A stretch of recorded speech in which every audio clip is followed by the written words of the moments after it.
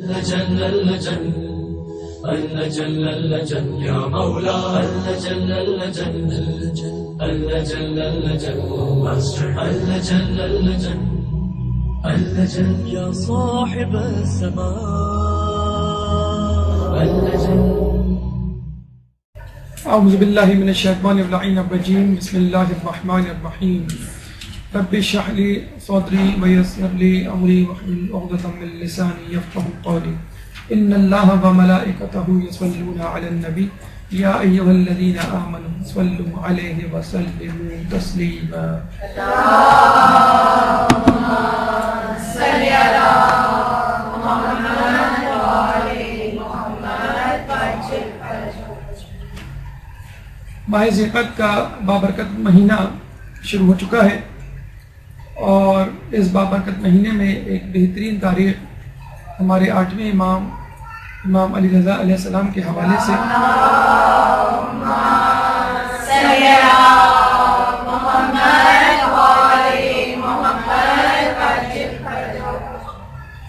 11 ذیقعدہ کے حوالے سے آتی ہے اور یہ ہمارا طریقہ ہے، یہ ہماری ریت ہے، یہ ہماری ثقافت ہے، یہ تعلیمات اہل بیت کا حصہ ہے کہ اگر کوئی تاریخ کوئی دن اہل بیت کے حوالے سے خوشی کا ہوا کرتا ہے تو اس دن ہم بھی خوش ہوتے ہیں، اور اگر کوئی تاریخ کوئی دن کوئی موقع اہل بیت کے حوالے سے غم کا ہوتا ہے تو ہم بھی غمگین ہوتے ہیں. اور یہ کم از کم طریقہ ہے اہل بیت سے اپنی اتحاد یگانگت محبت جتانے کا کہ ان کی خوشی میں ہم خوش ہیں اور ان کے غم میں ہم غمگین ہیں. ورنہ تو اعلیٰ ترین ہدف اور منزل یہ ہے کہ ہم ان کے نقش قدم پر چلیں اور ان کاموں سے احتراز کریں جن سے وہ ناخوش ہوتے ہیں اور ان کاموں کو انجام دیں جن سے وہ خوش ہوتے ہیں. یوں تو 1-1.5 گھنٹے میں 8ویں امام کی تمام سیرت کا مکمل احاطہ کرنا مشکل کام ہے، بلکہ ناممکن کام ہے، لیکن جیسے کہ آپ کو معلوم ہے کہ ایک طریقہ، ایک مقصد یوم ولادت یا یوم شہادت کو منانے کا یہ بھی ہوتا ہے کہ اس بہانے ہم اس امام سے متعلق ایک معلومات کا ذخیرہ کسی حد تک اپنے اندر جمع کر لیں کہ جس کی شہادت یا ولادت منا رہے ہیں. چنانچہ بہترین وقت ہے کہ جمعرات کے دن غالباً 11 ذیقعدہ پڑے گی. آج ہفتے کا دن ہے، امام کی ولادت کے بعد آپ سے ملاقات ہوگی، تو پہلے سے اپنے آپ کو مینٹلی پریپیئر کر لیں، امام کے متعلق معلومات کو جمع کر لیں اور اپنے بچوں، اپنے گھر والوں، اپنے رشتہ داروں، اپنے اڑوس پڑوس غیر خواہوں کو یہ معلومات پہنچائیں، ان کو ذہنی طور پہ ان کی ولادت کے آنے سے پہلے تیار کر لیں تاکہ ان کی ولادت والے دن ہم ولادت کو کما حق منا سکیں اور اس کا حق ادا کر سکیں. اور منانے کا مطلب یہ ہے کہ ہم خوش ہوں، اور خوش ہونے کا مطلب یہ ہے کہ ہر اس چیز سے خوشی کا اظہار کیا جا سکے جو ہمارے لیے ممکن ہو. اچھے کپڑے پہن کے، اچھے کھانے کھا کر، ایک دوسرے کو مبارکباد دے کے، اور سب سے پہلے زمانے کے امام کو ہدیہ تہنیت پیش کر کے کہ آپ کے جد کی آج یوم ولادت ہے، اس کے حوالے سے ہم آپ کو مبارکباد پیش کرتے ہیں. یوں تو چھٹے امام کے حوالے سے مختلف زاویوں سے ان کی زندگی پر نگاہ ڈالی جا سکتی ہے. وقت کی کمی کے پیش نظر محدود مدت میں 1 گھنٹہ یا 1 گھنٹہ 30 منٹ کے دوران جن مراحل سے انشاءاللہ گزر کے ان کی حیات طیبہ سے ہم موتی سمیٹنے کی کوشش کریں گے وہ آپ کے سامنے ہے. ہماری گفتگو کا پہلا مرحلہ امام سے متعلق تعارف، دوسرا مرحلہ نس امامت یعنی کس طرح آپ کی امامت ثابت ہوتی ہے، تیسرا مرحلہ بادشاہان وقت، آپ کے زمانے کے کون کون سے بادشاہ گزرے ہیں آپ کے زمانے میں، اخلاقی پہلو جو کہ اہم ترین پہلو ہے جس کو اپنا کر، جس کو عملی زندگی میں ڈھال کر ہمیں اپنی زندگی کو درستگی کی طرف گامزن کرنا ہے. اعترافات امام کی قد آور شخصیت کے حوالے سے، غیر شیعہ افراد کے کرامات جو کہ جز ہے ایک نبی کی نبوت کی طرح امام کی امامت کا، عزاداری کس طرح مختلف ہے امام کے دور میں اور دیگر امام کے دور میں، شہادت کس طرح واقع ہوئی، کس نے شہید کیا اور کیوں کیا، اس کے اثرات، ازواج و اولاد، ہلکا سے ایک تعارف، اور آخر میں اصحاب و تلامذہ، یعنی آپ کے کمپینینز، آپ کے دوست احباب اور وہ افراد جو آپ کے سامنے زانو تلمس طے کرتے تھے۔ آئیے گفتگو کے پہلے مرحلے یعنی تعارف کی طرف چلتے ہیں، لیکن اس سے پہلے ایک بلند ترین سلام۔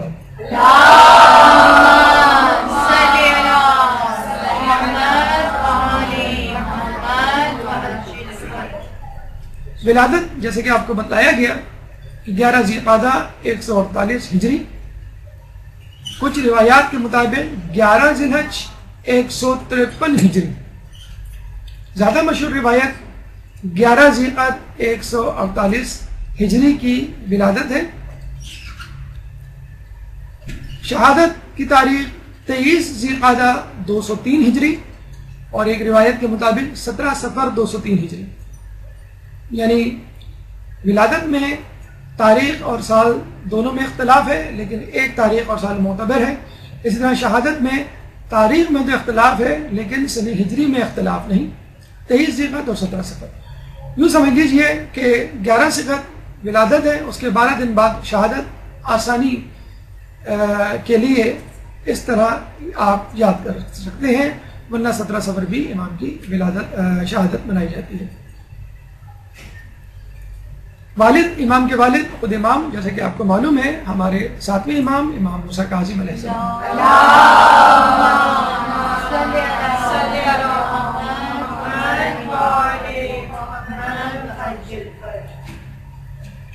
والدہ نجمہ خاتون، نجمہ خاتون کے بارے میں تواریخ میں تفصیل کے ساتھ درج ہے اور کہا جاتا ہے کہ آپ مغرب سے تعلق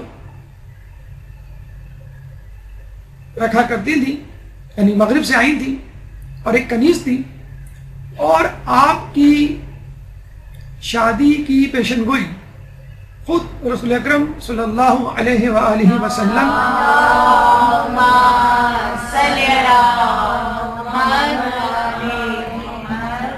خود رسول اللہ نے 7ویں امام کے خواب میں آ کے یہ بشارت دی تھی اور یہ کہا تھا کہ یہ خاتون جو ہے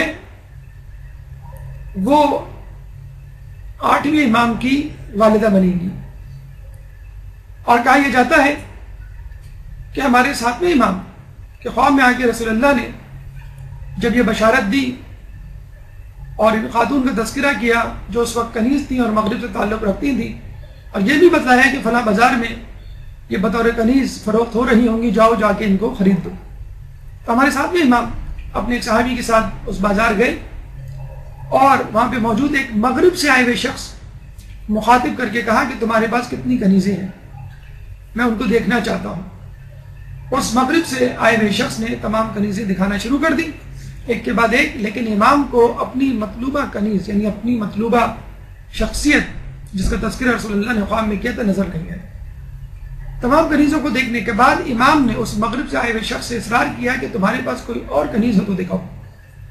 اس نے جب انکار کیا اور امام کے مزید اصرار پہ اس نے بتایا کہ میرے پاس ایک کنیز موجود ہے لیکن وہ بیمار ہے، امام نے کہا میں اسے دیکھنا چاہتا ہوں، اس کے باوجود اس شخص نے امام کو دکھانے سے انکار کر دیا۔ امام واپس آ گئے اور دوسرے دن پھر دوبارہ اپنے اسی صحابی کو کچھ مال دے کر اسی بازار میں بھیجا اور کہا کہ دیکھو اب وہ شخص اس کنیز کو، اس خاتون کو فروخت کر رہا ہوگا اور اتنے دام میں فروخت کر رہا ہوگا، وہ جتنے دام بتائے تم اس سے وہ کنیز اتنے دام میں خرید لے۔ اب وہ صحابی جاتے ہیں اور وہ شخص وہیں کھڑا ہوتا ہے، جتنے وہ پیسے بتاتا ہے یہ صحابی اس کو دے دیتے ہیں۔ جب یہ صحابی جانے لگتے ہیں تو اس شخص نے وہ صحابی سے پوچھتا ہے کہ وہ تمہارے ساتھ جو بزرگ آئے تھے وہ کون تھے؟ صحابی کہتے ہیں کہ وہ بنی ہاشم کے بہت بڑے سردار ہیں۔ تو شخص نے کہا کہ مجھے مزید ان کا تعارف کرواؤ، تو صحابی نے مزید کچھ بتلانے سے انکار کر دیا۔ اس مغرب سے آئے شخص نے کہا کہ میں اس لیے پوچھ رہا ہوں کہ میں نے خود یہ کنیز ایک بہت دور دراز مقام سے خریدی تھی، اور جب میں نے یہ کنیز خریدی تو وہاں میں موجود ایک بوڑھی شخص نے مجھ سے یہ کہا کہ یہ کنیز تو تیرے قابل نہیں، یہ تو اس کے قابل ہے کہ جو اپنے دور میں روئے زمین پر سب سے زیادہ مکرم بزرگ انسان ہوگا، اور اس کے بدن سے وہ شخصیت پیدا ہوگی جو خود اپنے زمانے میں تمام افراد سے کرۂ زمین پر مقدس اور برتر ہے۔ ایک درود پڑھ دیں محمد علیہ۔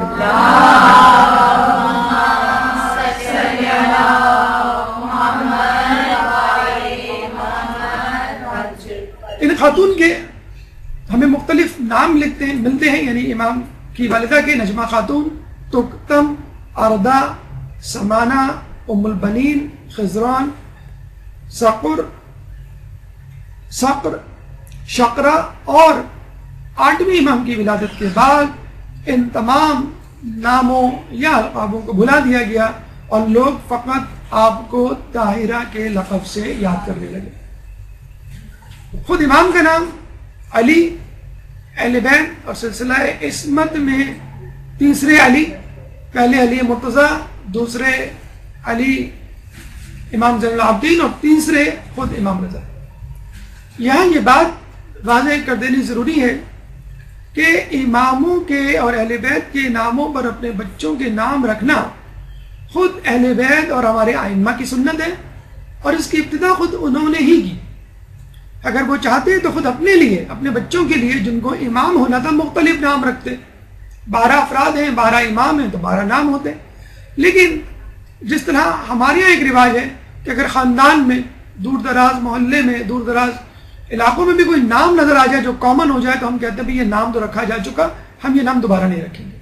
لیکن آپ دیکھ لیجئے، آپ کو ایک ہی محلے میں ایک ہی خاندان میں کتنے ہی لوگ علی نام کے مل جائیں گے، لیکن آپ کو اس نام کے نئے پن میں کبھی بھی پرانا پن نظر نہیں آتا کہ نام پرانا ہو گیا ہے، کوئی اور نام رکھو۔ فاطمہ نام کی کتنی لڑکیاں مل جائیں گی، زینب نام کی کتنی لڑکیاں مل جائیں گی، حسن حسین نام کی کتنی۔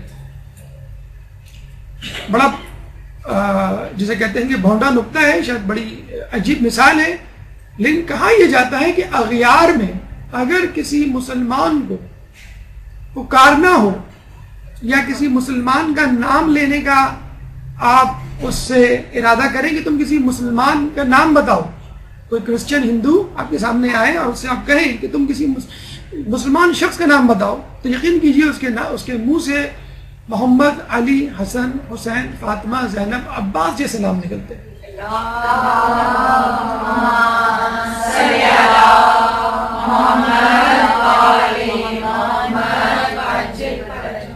دور کیوں جائے، ہمارے پڑوسی ملک میں جو فلمیں بنا کرتی ہیں جو کہ پاکستان دشمن یا مذہب دشمن یا اسلام دشمن، اس میں بھی اگر کرداروں کو منتخب کیا جاتا ہے، مسلمان کرداروں کو، تو ان کے نام یہی رکھے جاتے ہیں۔ یعنی اغیار کے ذہن میں بھی، غیر مسلموں کے ذہن میں بھی اگر مسلمان ہیں تو بس اسی نام کے مسلمان ہیں، دوسرے نام کے مسلمان کہنے کے حقدار نہیں۔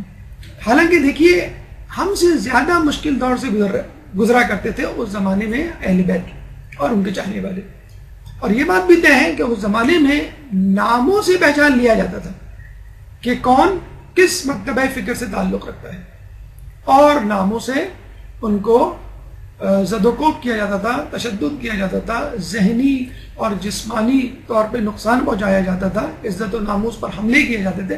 فقط نام سے پہچان لیا جاتا تھا کہ کون کس مکتبہ فکر سے تعلق رکھتا ہے۔ لیکن اس ماحول میں بھی امام نے اس ریت کو، اس سنت کو، اس طریقے کو زندہ کیا، جاری کیا، اور بے دھڑک اپنی اولادوں کے نام اہل بیت کے اور ائمہ کے ناموں پہ رکھے، تاکہ آنے والے لوگ، چاہنے والے اور اہل بیت سے محبت رکھنے والے لوگ بھی اس طریقے کو اپنائیں، اور جب یہ نام پھیلیں تو ان کے اثرات بھی پھیلیں، اور ان ناموں کی جو تاثیر ہے وہ لوگوں کی زندگی میں اتر آئے۔ کنیت ابو الحسن، خود امام علی کی کنیت ابو الحسن۔ ابو الحسن یا لفظ ابو جو ہے وہ بڑے بیٹے کے نام سے جو نام مشہور ہوتا ہے اس کو ہم کنیت کہا کرتے ہیں، یعنی حسن جو ہے ان کے بڑے بیٹے تھے۔ ویسے آپ کی معلومات کے لیے یہ کنیت بیٹی کے نام سے بھی ہو سکتی ہے، اور یہ کنیت کسی بھی رشتہ دار کے حوالے سے ہو سکتی ہے، حتیٰ کہ چچا ماموں کے حوالے سے بھی ہوتی ہے، یعنی جو شخصیت خاندان میں مشہور ہو اس کے حوالے سے یہ کنیت مشہور ہو سکتی ہے، لیکن عموماً اس کنیت کو بڑے بیٹے کی نسبت سے استعمال کیا جاتا ہے۔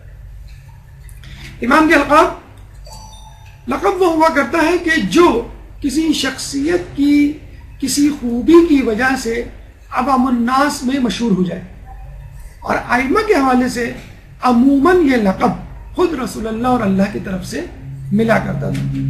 امام کے بہت سارے القاب مشہور ہیں. ایک لقب صابر یعنی صبر کرنے والا، ایک لقب فاضل فضل یعنی احسان کرنے والا، رضی یعنی راضی، اللہ کے دیے ہوئے اللہ کی دی ہوئی نعمتوں میں راضی، کوئی شکوہ شکایت نہیں، وفی وفا کرنے والا، عہد کا وعدوں کا پاس رکھنے والا، قرۃ العین المومنین مومنین کی آنکھوں کی ٹھنڈک. یہاں میں آپ کو عربی سے اردو میں ترجمہ کرنے کی ایک ٹپ دیتے چلیں کہ جب کوئی مرکب لفظ عربی میں یا فارسی میں آپ کے سامنے آئے تو اس کا ترجمہ کرتے ہوئے پہلے آپ الفاظ کا ترجمہ کریں الگ الگ اور پھر اس کو الٹا پڑھ لیں. قرہ یعنی ٹھنڈک، عین یعنی آنکھ، مومنین یعنی مسلمان یا مومنین. اب اس کو الٹا پڑھ لیے، قرۃ العین المومنین مومنین العین القرہ یعنی مومنین کی آنکھوں کی ٹھنڈک. اس طرح فارسی میں ہوتا ہے کتاب خدا، خدا کی کتاب، اس کو الٹا کرتے ہیں. تو مرکب اضافی یا مرکب الفاظ کو ترجمہ کرتے ہوئے، بلکہ عربی میں اگر آپ لوگوں میں سے کوئی عربی سیکھ رہا ہے تو اس کے لیے ایک اہم ہدایت کہ اگر عربی میں ترجمہ کرنا ہو تو عربی میں عموماً جملہ جو ہے وہ الٹا کر کے ترجمہ کیا جاتا ہے. جیسے ہم کہتے ہیں دروازہ کھولو، اردو میں اگر ہمیں کہا جائے گا، ویسے تو بہتر یہی کہ دروازہ بند رکھیں، کلاس ڈسٹرب ہوگی. اگر آپ کو کہا جائے کہ دروازہ کھولو، دروازہ پہلے بولیں گے ہم، کھولنا بعد میں کہیں گے، ٹھیک ہے.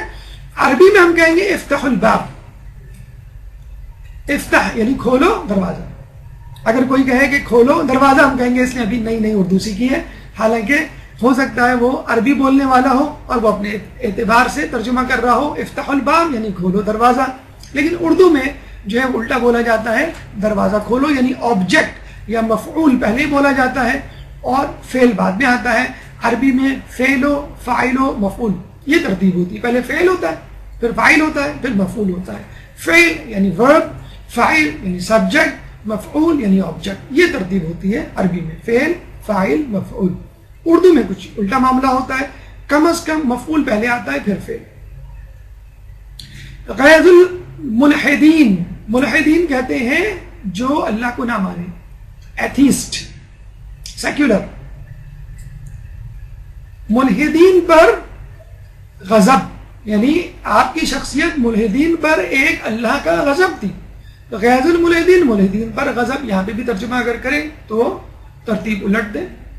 رضا یہ وہ لقب تھا جو امام کا سب سے زیادہ مشہور ہوا. جیسے ہم امام، ہمارے جو چوتھے امام ہیں ان کا نام علی ہے، لیکن علی کے نام سے کوئی نہیں پہچانتا. امام زین العابدین کے نام سے زیادہ پہچانتے ہیں، حالانکہ امام زین العابدین ان کا لقب ہے. زین العابدین عابدوں کی زینت ان کا لقب ہے، لیکن جب تک ہم زین العابدین نہ کہیں، فقط علی کہتے ہیں تو لوگ نہیں پہچانیں گے کون سے علی، پہلے علی، چوتھے علی، آٹھویں علی. اسی طرح امام علی کے آگے جب تک آپ علی رضا نہ لگا دیں اس وقت لوگ نہیں سمجھتے کہ یہ کون سے علی کی بات ہو رہی ہے. سب سے زیادہ مشہور لقب تھا، اور امام رضا بھی بول دیں تو لوگ سمجھ جاتے ہیں کس امام کی بات ہو رہی ہے. لوگوں میں بہت مشہور تھا، لوگوں نے اس لقب کو اتنا بڑھایا کہ ان کا اصل نام لوگ بھول گئے. حقیقت میں یہ لقب خود رسول اللہ کا دیا ہوا تھا، لیکن جب مامون نے ان کو ولی عہدی دی اور انہوں نے چاروں ناچار، جس کے بعد اس بات انشاءاللہ کسی وقت ہم آپ کے سامنے زیر گفتگو لائیں گے، جب آپ نے مصلحتاً اس ولی عہدی کو قبول کر لیا تو نہ صرف اپنے چاہنے والے بلکہ اغیار بھی آپ کے حلقہ احباب میں، آپ کے چاہنے والوں میں شامل ہو گئے، اور آپ کی محفل، آپ کی مجلس، آپ کی درسگاہ جو ہے وہ ہر خاص و عام کے لیے، ہر شیعہ اور غیر شیعہ افراد کے لیے عام ہو گئی. یعنی ہر شخص آپ سے راضی ہو گیا. بس وہاں سے آپ کا یہ لقب اور زیادہ مشہور ہو گیا. پہلے اپنے لوگوں میں یہ لقب مشہور تھا، اس کے بعد عام لوگوں میں بھی یہ لقب مشہور ہو گیا، کیونکہ اپنے اور غیر دونوں قسم کے افراد آپ سے راضی ہو گئے اور آپ کو امام علی رضا کہا جانے لگا. نسیم احمد، ہماری گفتگو کا دوسرا مرحلہ، ایک درود پڑھ دیجئے محمد.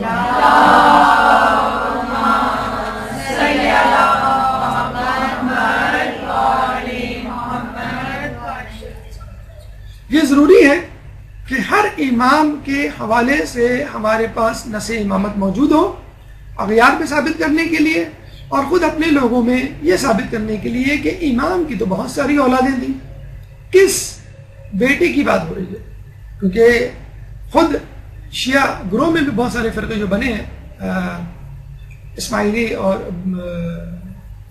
بہری اور دیگر فرقے، زیدیہ یا دیگر فرقے، وہ اسی بنیاد پر بنے ہیں کہ امامت کی نص پہ اختلاف ہو گیا یا نص کو نہیں مانا گیا یا اپنے تئیں جو ہے وہ قیاس کر لیا گیا کہ امام کی فلاں اولاد امام ہوگی۔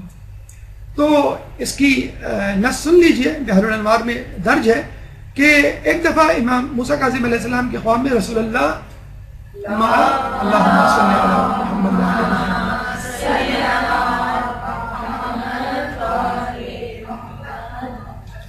امام علی کے ساتھ تشریف لائے اور آپ کے پاس انگوٹھی، تلوار، عصا، کتاب خدا اور امامہ تھا۔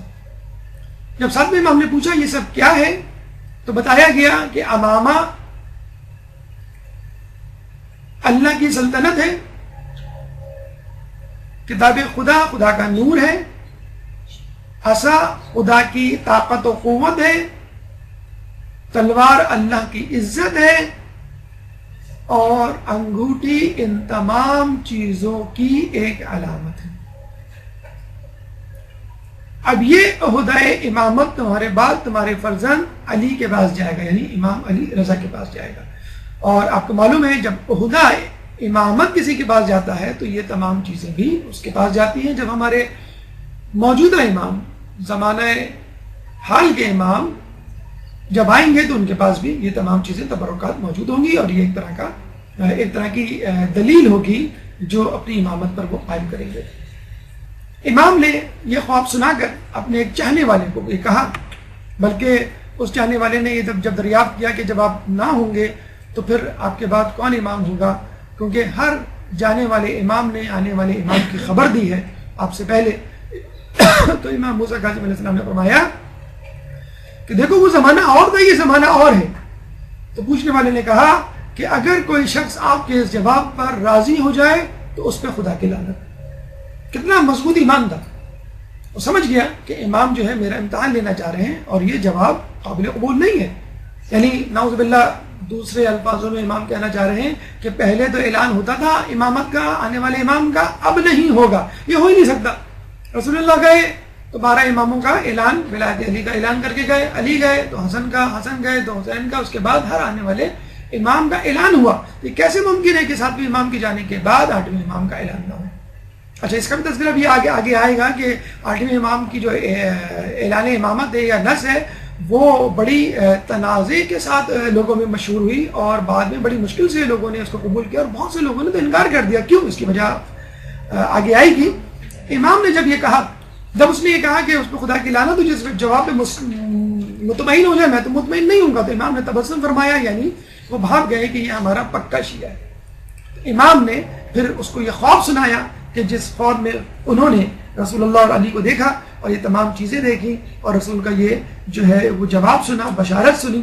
پھر امام نے اس شخص کو کہا کہ دیکھو یہ بات جو میں تمہیں بتا رہا ہوں امام علی رضا کی ولایت اور امامت کے حوالے سے کہ میرے بعد میرا بیٹا امام علی رضا امام ہوگا، تو یہ بات تم فقط اہل افراد کو بتانا، عاقل افراد کو بتانا، ہر کسی کو نہیں بتاتے پھر۔ کیوں؟ حالات حالانکہ بہت اچھے حالات سے گزر رہے تھے، امام پانچویں امام اور چھٹے امام بہت اچھے حالات سے گزرے تھے، لیکن اس کے بعد 7ویں امام کے بعد حالات نے پلٹا کھایا اور حالات اہل بیت پہ تنگ ہو گئے، زندگی تنگ ہو گئی اور بہت دشوار گزار لمحات اور وہ مدت امام نے گزاری ہے۔ 14 سال کی قید و بند کی مصیبتیں انہوں نے برداشت کی اور اسی حالت میں ان کی شہادت ہوئی۔ 14 سال کی دوری کے بعد لوگوں کو یقین آنا کہ امام نے کس کے لیے ہمیں کہا تھا، بڑا مشکل کام ہے، لیکن امام نے کس طرح اس صورتحال کو سنبھالا یہ آپ کے سامنے بھی آئے گا۔ امام نے جب یہ خواب سنایا تو اپنے چاہنے والے سے کہا کہ دیکھو یہ خواب، یہ بات، یہ بشارت اور یہ نص نین نون اور صاد نص کرتے ہیں کسی حکم کا واضح قرآنی اور حدیثی استدلال، یعنی جو بھی بات آپ سے کہی جا رہی ہے، جو حکم آپ کو سنایا جا رہا ہے، وہ قرآن یا سنت، قرآن یا حدیث، قرآن یا روایت میں واضح طور پر موجود ہے. ایک تو ہوتا ہے ایکسٹریکٹ کریں، قیاس کریں، اس میں سے بات کو نکالیں، استنباط کریں، نہیں، اطلاق کریں، نہیں، واضح طور پہ موجود ہے، جس کو ہم کہتے ہیں نص امامت، یعنی امامت کے متعلق قرآن یا حدیث رسول یا حدیث اہل بیت میں کوئی واضح ہدایت. تو امام نے کہا کہ تم ایسے شخص کو بتانا جو اس کا اہل و عاقل ہو. کیوں کہ اللہ فرماتا ہے ان اللہ یأمرکم ان تؤدوا الامانات الی اہلها، بے شک اللہ تمہیں حکم دیتا ہے کہ اس امانت کو جو تمہیں دی گئی ہے اس کے اہل تک پہنچا دو. بے شک اللہ تمہیں حکم دیتا ہے کہ امانت کو اس کے اہل تک پہنچا دو. سورہ نساء آیت نمبر 58. پھر امام نے یہ بھی فرمایا کہ کیوں ضروری ہے، وَمَنْ أَظْلَمُ مِمَّنْ كَتَمَ شَهَادَةً عِنْدَهُ مِنَ اللَّهِ، اور اس سے بڑھ کر ظالم کون ہوگا جو اس شہادت کو چھپائے جو اللہ کی طرف سے اس کو ودیعت کی گئی ہے. وَمَنْ أَظْلَمُ، کون ہوگا اس سے ظالم، ممن کتم شہادتن، جو چھپائے شہادت کو، عندہ، جو اس کے پاس ہو، من اللہ، اللہ کی طرف سے. اب میں نے تمہیں یہ شہادت، یہ بشارت پہنچا دی، وقت آنے پر عاقل، بالغ، شعور رکھنے والے فرد تک یہ بات پہنچا دینا. وقت پڑے تو چھپانا نہیں، ورنہ اگر فتنہ و فساد پھیلنے کا اندیشہ ہو، جان و مال عزت خطرے میں ہو اور مسائل درپیش ہو تو اس کو نہ بتانا. سورہ بقرہ آیت نمبر 40 کی آیت کو امام نے اس کے سامنے پڑھا. ایک اور امام موسیٰ کاظم علیہ السلام کی گواہی اپنے ایک صحابی زیاد کے متعلق، زیاد کے حوالے سے. جب زیاد نے یہ پوچھا، زیاد بن قندی نے، کہ امام آپ کے پاس، آپ کے بعد میں کس کو امام مانوں، تو امام نے کہا، امام علی رضا کی طرف اشارہ کر کے، اے زیاد ان کو پہچان لو، ان کی تحریر میری تحریر ہے، ان کا کلام میرا کلام ہے، جو یہ کہیں سمجھ لو کہ یہ میرا قول ہے. لیکن افسوس کے ساتھ کہنا پڑتا ہے زیاد بن قندی نے بعد میں امام علی رضا علیہ السلام کی امامت کا انکار کر دیا. کیوں؟ فقط پیسوں کی خاطر. آپ کو سن کے حیرت ہوگی کہ ہمارے ساتھ میں امام جب قید میں گئے تو بہت سارا مال، ظاہر سی بات ہے قید میں وہ مال لے کے نہیں جا سکتے تھے، تو جو مال بیت المال کا مال سمجھ لیا، لوگوں کی طرف سے دیا گیا مال، صدقات، خیرات اور دیگر چیزیں کہ جو امام کے تصرف میں ہوتی ہیں، ان کو استعمال کرتا ہے لوگوں کی فلاح کے لیے، اسلام کی ترویج و ترقی کے لیے. امام نے اپنے قریبی ساتھیوں میں تقسیم کر دیا. اب ظاہر سی بات ہے غیر شیعہ یا اجنبی افراد یا وہ افراد جو بہت زیادہ امام سے انسیت نہ رکھتے ہو، قربت نہ رکھتے ہو، ان کو تو نہیں دیں گے. ان کو دیں گے جو ان کے بہت قریب والے افراد تھے، جن پہ وہ بھروسہ کر سکتے تھے ظاہراً. یعنی تو کہا یہ جاتا ہے کہ امام کے قریبی ساتھیوں میں سے کوئی شخص ایسا نہیں تھا کہ جس کے پاس کثیر تعداد میں مال و دولت نہ ہو کہ جب امام قید و بند کی صعوبتیں گزارنے کے لیے جیل گئے. اب یقین دیکھیے کہ 14 سال کوئی شخص جیل میں ہو اور اس کا ہزاروں لاکھوں روپیہ آپ کے پاس ہو تو نیت میں فطور آ ہی جاتا ہے. 70,000 درہم اس زمانے میں بہت بڑی رقم تھی. چنانچہ زیاد بن قندی کی نیت میں فطور آ گیا. حالانکہ امام کا بہت قریبی ساتھی، اتنا قریبی ساتھی کہ وہ امام سے روایت نقل کر رہا ہے، لیکن جب امام کا انتقال ہوا تو پہلے اس نے امام کی شہادت کا ہی انکار کر دیا کہ نہیں، امام نہیں مرے. کیوں انکار کر دیا؟ کیونکہ وہ چاہتا تھا کہ اس بہانے وہ رقم اس کے پاس رہے.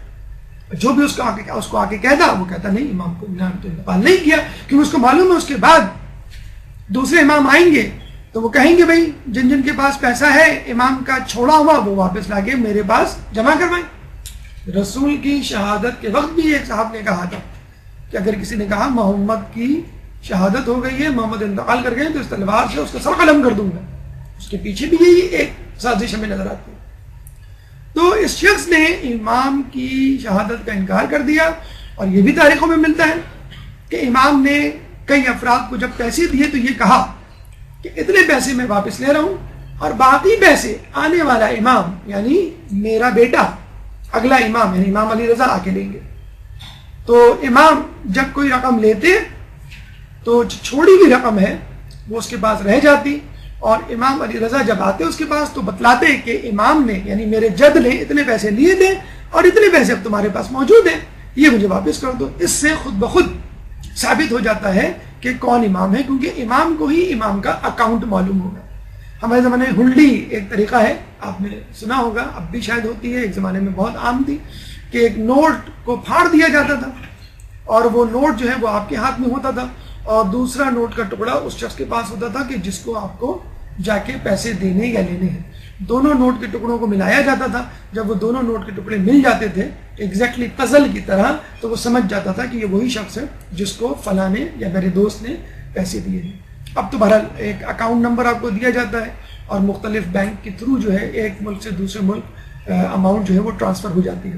تو زیاد بن قطین نے پیسے کی لالچ میں آ کر امام کی امامت کا, امام کی پچھلے امام کی شہادت کا, اگلے امام کی امامت کا انکار کر دیا, اور نہ صرف انکار کر دیا, اپنے ساتھ ایک گروہ ترتیب دے دیا کہ جن جن لوگوں کے پاس پیسے تھے یعنی سرمایہ دار طبقہ, ان سب کو اپنے ساتھ ملا لیا اور یہ کہا کہ ہم جو ہے یہ پیسے نہیں دیں گے اور ہمیں شک ہے کہ امام کا انتقال, امام کی شہادت نہیں ہوئی ہے. اور اس کے بعد اگر کوئی یہ پیسے لے کر, اپنے پاس موجود پیسے لے کر امام علی رضا کے پاس جاتا اور یہ کہتا کہ یہ پیسے موجود ہیں, یہ لے لیں, میں آپ کو امام مانتا ہوں, تو یہ افراد زیاد بن قندی کی سربراہی میں اس کے پاس جاتے, اس کو رشوت دیتے کہ دیکھو ہمارے پاس 70,000, ہمارے پاس 50,000, ہمارے پاس اتنے ہزار موجود ہیں, اس میں سے ہم 10,000 درہم تم کو دینے کے لیے تیار ہیں, لیکن تم اپنے پیسے واپس نہ لوٹاؤ.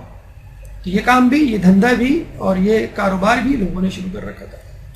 تو اس زمانے میں بھی ایسے لوگ موجود تھے, اس زمانے میں بھی ایسے لوگ موجود ہیں کہ جو امام کی امامت کا انکار کر دیتے ہیں فقط پیسے کی اور دنیا کی لالچ میں.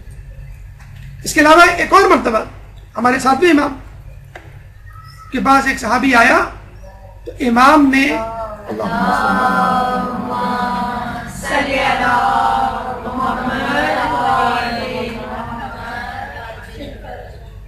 امام نے اپنے صاحبزادے امام علی رضا علیہ السلام کی طرف اشارہ کر کے کہا کہ وہ یعنی امام علی رضا وہ میرے ساتھ کتاب جفر اور جامعہ کا مطالعہ کرتے ہیں اور ان کا مطالعہ وہی کر سکتا ہے جو نبی ہو یا وصی نبی ہو. کتاب جفر اور جامعہ دو کتابیں ہیں جن کو رسول اللہ نے امام علی کو املا کروائی تھی, ڈکٹیٹ کروائی تھی, اور اس کتاب میں آدم سے لے کے خاتم, خاتم سے لے کے قیامت تک کے حالات درج ہیں. ہر بڑے اور چھوٹے مسئلے سے متعلق ان کے حل درج ہیں, حتیٰ کہ خراج تک کی دیت موجود ہے. لیکن یہ کتاب فقط اور فقط ائمہ کی تحویل میں, خود رسول اللہ کی تحویل میں تھی, عام انسان کی دسترس نہیں تھی. اب آپ یہ کہیں کہ بھئی اس کتاب کی رسد, اس کتاب تک پہنچ عام لوگوں کو بھی ہونی چاہیے. تو یاد کیجئے جب مولا رسول کی شہادت کے بعد 6 مہینے گوشہ نشین ہوئے اور قرآن کی تفسیر لکھی, ہر آیت کی شان نزول کے مطابق, اور اس مفصل تفسیر, مستند ترین تفسیر کو مسجد نبوی میں لے کر آئے اور یہ کہا کہ دیکھو لوگوں, اس قرآن کی مکمل تفسیر میں نے لکھ دی ہے اور ہر آیت کا شان نزول بھی لکھ دیا ہے. اور جب آپ شان نزول کسی آیت کا لکھ دیں اس کا مطلب یہ ہوتا ہے کہ اس آیت کا مفہوم بے عین ہی وہی آپ کے پاس پہنچ گیا کہ جو مقصد تھا, چاہے وہ آیت ولایت ہو, آیت مباہلہ ہو, آیت غدیر ہو, آیت تکمیل دین ہو, کوئی بھی آیت ہو. لیکن لوگوں نے کیا کہا کہ ہمیں تمہارا قرآن نہیں چاہیے, حالانکہ وہ قرآن وہی تھا جو لوگوں کے پاس تھا, لیکن تفصیل کے ساتھ, تفسیر کے ساتھ, تشریح کے ساتھ, توضیح کے ساتھ, تطبیق کے ساتھ, اطلاق کے ساتھ, اور مکمل وضاحت, اور ایسی وضاحت جو کہ مستند ترین تھی. لیکن افسوس کہ لوگوں نے اس کو لینے سے انکار کر دیا, اور آج تک ایک قرآن کے ہونے کے باوجود, جو کہ ایک بہت بڑا معجزہ ہے, بغیر تحریف کیا ہوا قرآن ہمارے پاس موجود ہے. اور یہ بات بھی کسی معجزے سے کم نہیں کہ ایک کتاب جس میں کوئی تحریف نہیں, کوئی تفرقہ نہیں, اس کو پڑھنے والے, سمجھنے والے 73 فرقوں میں بٹے ہوئے. تو جس طرح لوگوں نے اس تفسیر کا انکار کیا, لوگ جفر اور جامع کا بھی انکار کر دیتے. چنانچہ اس کتاب کو، اور ویسے بھی اس کتاب کا علم اتنا وسیع اور عمیق تھا کہ اس کی شدت ایک عام آدمی کے بار کے استطاعت کے مطابق نہیں تھی. متحمل نہیں ہو سکتا ایک عام شخص ان دو کتابوں کا مطالعہ اور اس کا علم حاصل کر سکے. اس کے علاوہ ہمارے ساتویں امام کو جب ہارون نے بلایا اور ان کو اندازہ ہو گیا کہ اب میں قید خانے میں ڈالا جانے والا ہوں اور اب میری واپسی ممکن نہیں، تو آپ نے 17 افراد کو جمع کیا اور ایک وصیت نامہ لکھوایا اور اس وصیت نامے پہ 60 افراد کی گواہی لی. کہاں؟ قبر رسول کے اوپر. یہ ایک انوکھی گواہی تھی، ایک انوکھا طریقہ استدلال تھا، ایک عجیب اعلان تھا جو اس سے پہلے اور اس کے بعد کسی امام نے نہیں کیا. اور یہ کہاں امام نے کہ دیکھو میں اپنے باپ، اپنے بیٹے امام علی رضا یعنی علی کو امام بنانے جا رہا ہوں ابھی اسی وقت، کیونکہ مجھے نہیں معلوم کہ آج کے بعد مجھے تم لوگوں سے ملاقات کرنی پڑے یا نہیں، اور مجھے نہیں معلوم یا مجھے معلوم ہے کہ جب میرا وقت شہادت آئے گا تو میرا بیٹا میرے پاس موجود ہے. چنانچہ 14 سال پہلے ہی امام نے اپنی امامت کی منتقلی سے متعلق وصیت نامہ اور گواہی قبر رسول پر لکھوا لیا اور لوگوں سے گواہی دلوا لی. ہماری گفتگو کا تیسرا مرحلہ بادشاہان وقت. امام کے زمانے میں ایک درود پڑھ دیجئے محمد علی محمد.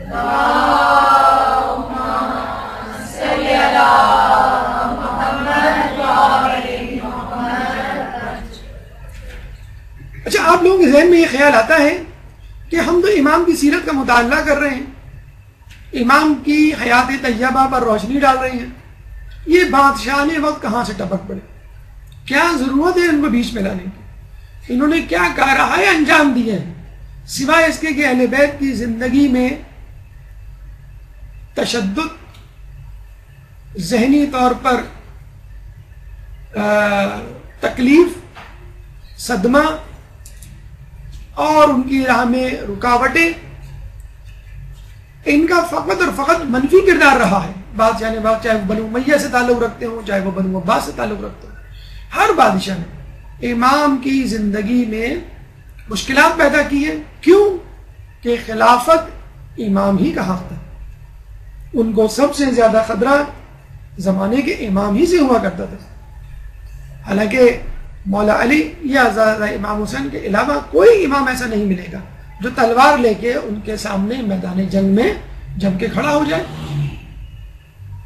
ان دو کے علاوہ تمام ائمہ نے مصالحاتی اور مصلحت خداوندی کو مد نظر رکھتے ہوئے اپنے کردار کو نبھایا اور دین تشیع کو فروغ دیا.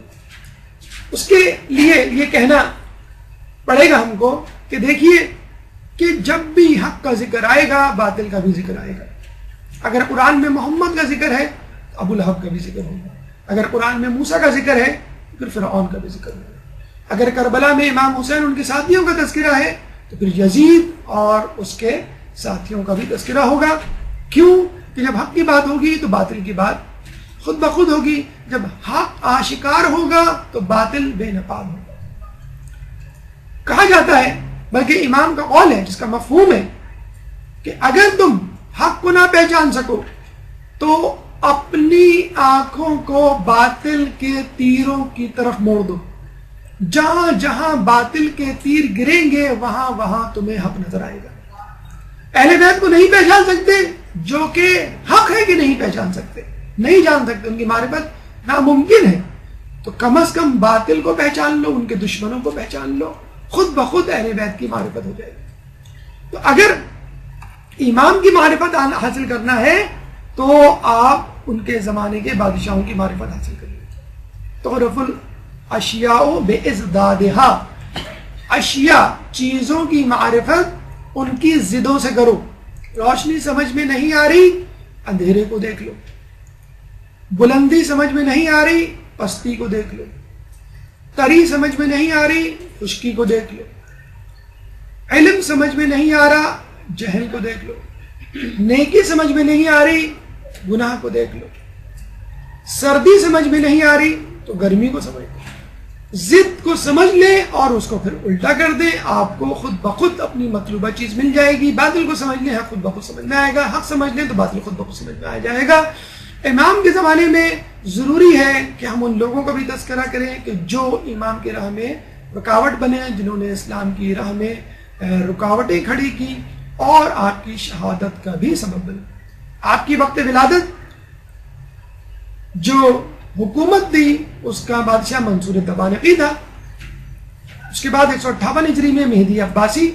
دیکھیں اس زمانے کے بادشاہوں نے بھی یہ کھیل کھیلنے کی کوشش کی. جب ان کو پتہ چلا کہ ان کے یہاں یہ روایت موجود ہے کہ ایک زمانہ آئے گا کہ دنیا ظلم و جور سے بھر چکی ہوگی, تو ہمارا چاہنے والا, ہمارا ماننے والا اور ہمارے جد سے, ہماری نسل سے ایک شخص پیدا ہوگا جو 12واں امام ہوگا. اس دنیا کو عدل سے اس طرح بھر دے گا یہ جیسے ظلم سے بھری ہوئی تھی. تو بادشاہوں نے اپنے شہزادوں کے نام مہدی کے نام پہ رکھنا شروع کر دیے اور لوگوں کو یہ کہنا شروع کر دیا یہ وہی تو مہدی ہے جس کا تذکرہ آیات و روایات میں ملتا ہے. اس لیے جب یہ لوگ کہتے ہیں کہ خلافت علی یا دیگر ائمہ کا نام, ہمارے خلیفاؤں کا نام قرآن میں کیوں نہیں موجود, ہمارے اماموں کا نام, تو ایسا کون سا مسئلہ ہے. لوگ اپنے اپنے اماموں کے نام علی, حسن, حسین, زین العابدین, باقر, جعفر رکھنا شروع کر دیتے اور یہ کہتے ہیں یہ وہی امام ہیں جن کی بشارت جو ہے وہ احادیث میں دی گئی ہے. تو مہدی عباسی 158 ہجری. اس کے بعد ہادی, یہ بھی دیکھیں نام ایسا ہی ہے, ہدایت دینے والا, حالانکہ مکمل طور پہ منحرف. اس کے بعد ہارون 170 ہجری میں, امین 194 ہجری میں اور مامون 198 ہجری میں. ہارون 7ویں امام کے زمانے میں تھا جس نے امام کو 14 سال قید رکھا. اس کی 2 اولادیں تھیں, امین اور مامون. عربی النسل امین تھا اور مامون عجمی النسل تھا. یعنی عربی زوجہ سے, عرب خاتون سے امین پیدا ہوا اور عجم کی خاتون سے یعنی غیر عرب سے مامون پیدا ہوا. تو عوام الناس میں ایک فطری رجحان تھا کہ ہارون کے بعد امین کو تخت پہ آنا چاہیے کیونکہ امین عرب ہے, عربی بولنے والا ہے اور عرب خاتون سے تعلق رکھتا ہے. اور مامون جو ہے وہ غیر عرب ہے اور وہ بھی کنیز سے. تو لوگوں میں مامون کی طرف جو ہے وہ رجحان نہیں تھا. لیکن مسئلہ یہ تھا کہ امین انتہائی بدقماش, بدماش, اوباش شخص کا, انسان عیاش, کہ اگر اس کے ہاتھ میں سلطنت آتی تو بہت عرصے تک نہ رہ پاتی. اور مامون انتہائی چالاک, ہوشیار اور علم دوست, لیکن اس چالاکی ہوشیاری کو اس نے کسی اور طریقے سے استعمال کیا. چنانچہ ہارون نے بہت کوشش کی کہ کسی طرح مامون کو امور سلطنت سپرد کر دے, لیکن لوگوں کی مخالفت کے پیش نظر اس نے آخر میں یہی کیا کہ اپنی سلطنت کو 2 حصوں میں تقسیم کر دیا.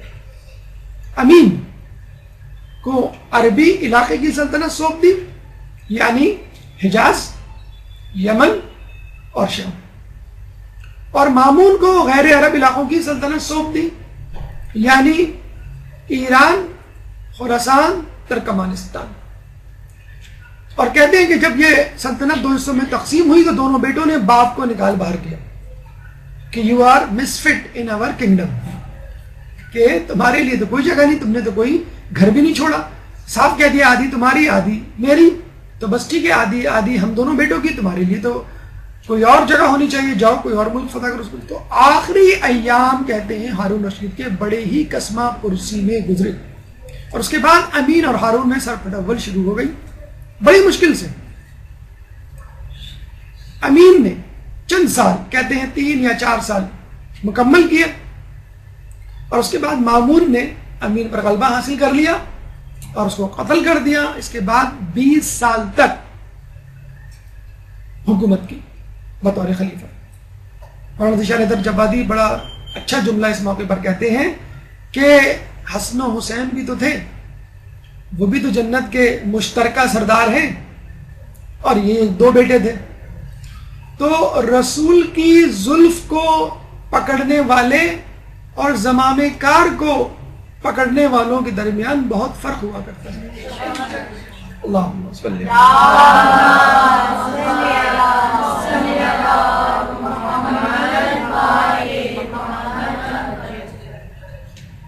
یہ مامون و امین کا مختصر سا خاکہ تھا، اور یہی وہ دور تھا جو بنو امیہ بنو عباس کے درمیان چپخلش کا ایک جسے کہتے ہیں کہ شمع یا ایک مثال، ایک جھلکی ہمیں پیش کرتا ہے، جس طرح بنو امیہ بنو عباس کی لڑائی کے درمیان امام کو موقع مل گیا، پانچویں چھٹے امام کو اپنی ترویج اور تبلیغ کا، اور تشیع پہ ظلم کم ہو گیا۔ اس طرح مامون اور امین کے درمیان جب جنگ چھڑی تو مامون گھبرا گیا، پریشان ہو گیا، اور اس نے اس گھبراہٹ میں ولی عہدی کا عہدہ جو ہے وہ امام علی رضا کے سپرد کر دیا، تاکہ لوگوں کی مخالفت میں کچھ کمی آ سکے۔ یہ عجیب بات ہے کہ امام کے دور میں بڑے سیاسی نشیب و فریز آئی، ہمارے ہر امام کو کم و بیش، اکثر اماموں کو کم و بیش اپنے سے پچھلے امام کی بنسبت بالکل متضاد حالات کا سامنا کرنا پڑا۔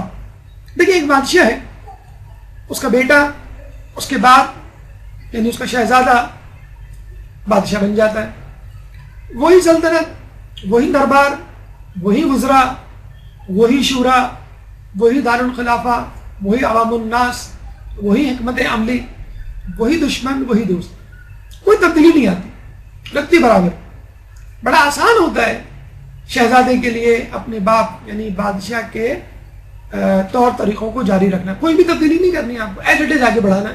جس طرح ہمارے یہاں سیاسی تنظیمیں ہوتی ہیں، باپ، اس کے بعد بیٹا، پھر اس کے بعد اس کا بیٹا، امام کے ساتھ ایسا نہیں ہوا کرتا تھا۔ ایک تو یہ کہ حکومتوں کے زیر عتاب ہدف بنے ہوئے ہیں زیادتی، ظلم و تشدد کا، اور دوسری طرف متضاد حالات تقریباً ہر امام کو اپنے سے پہلے امام کے مقابلے میں، چنانچہ صورتحال اتنی گھمبیر، اتنی پریشان کور، اتنی مشوش ہوا کرتی تھی کہ لوگ سمجھ نہیں پاتے تھے کہ امام کیا کر رہے ہیں، امام یہ کیوں کر رہے ہیں، اور اسی شک و شبہ میں لوگ امام کا ساتھ دینے سے انکار کر دیا کرتے تھے۔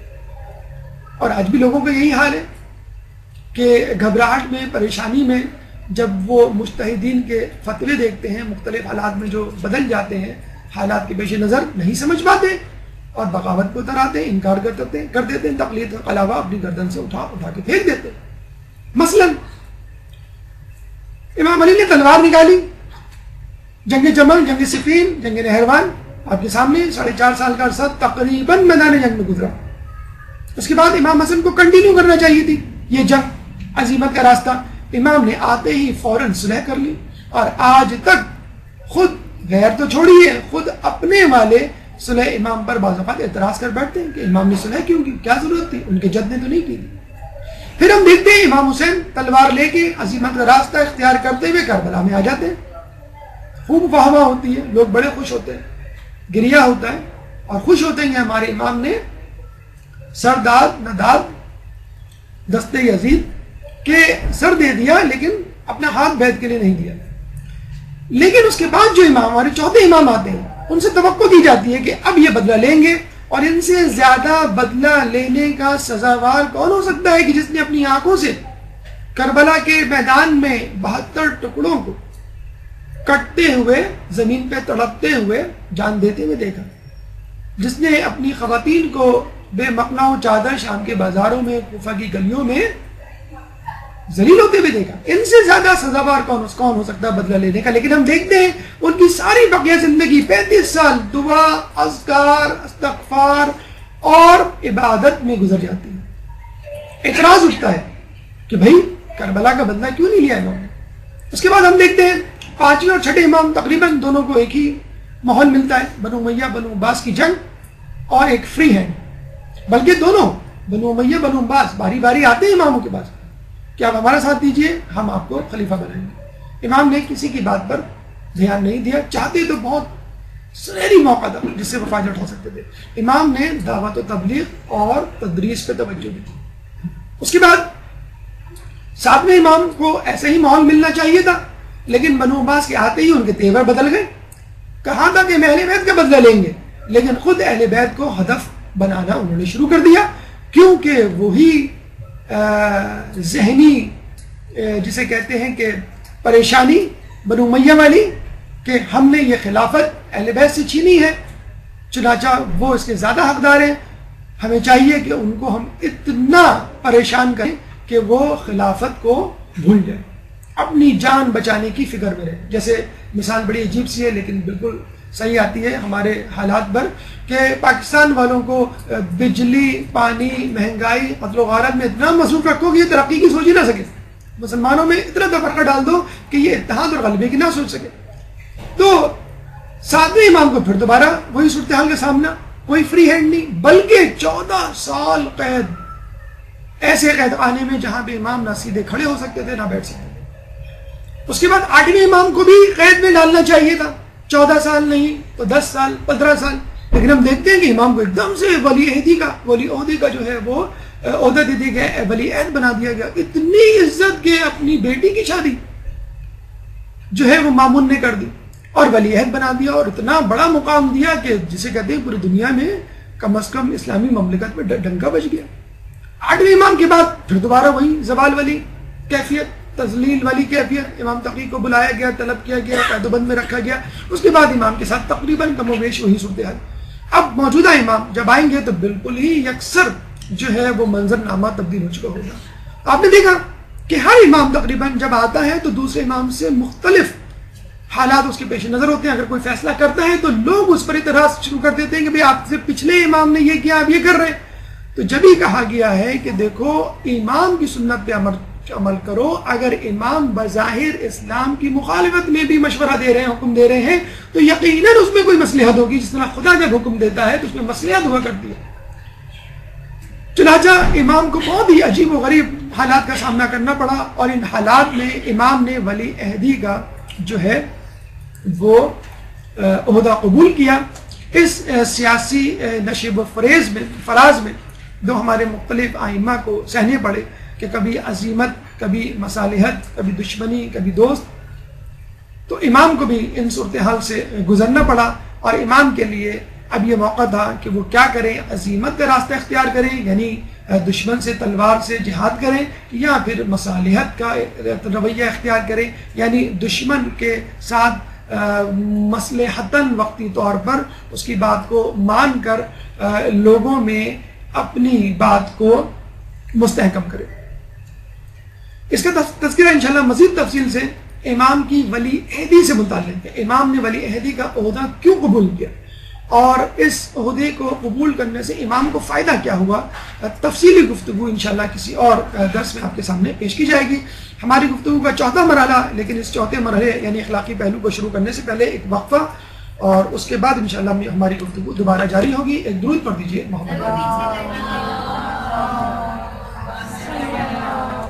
اعوذ باللہ من الشیطان الرجیم، بسم اللہ الرحمن الرحیم. گفتگو کا سلسلہ ہم وہیں سے شروع کرتے ہیں جہاں سے ہم نے چھوڑا تھا. 3 مراحل ہم طے کر چکے، چوتھے مرحلے کی طرف اب پیش رفت ہے، یعنی اخلاقی پہلو.